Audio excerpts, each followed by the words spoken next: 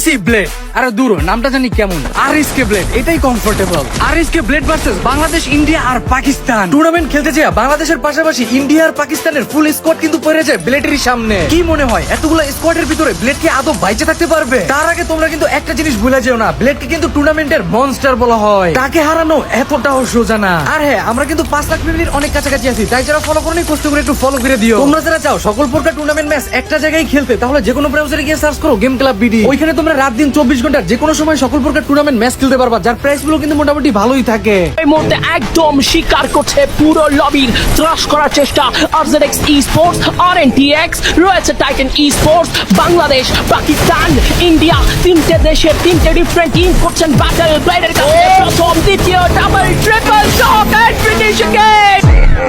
রয়েছে কিন্তু রিয়াতে টিম করে গেছে তিনজন প্লেয়ার। রেড হাউসের কাছে সর্বশ্রেষ্ঠ স্নোগা ব্লেড রয়েছে কিন্তু নিয়েছেন এইবার পাগলাটে blade, the psycho, the monster এগিয়ে যাচ্ছে সামনে আক্রমণাত্মক খেলার জন্য।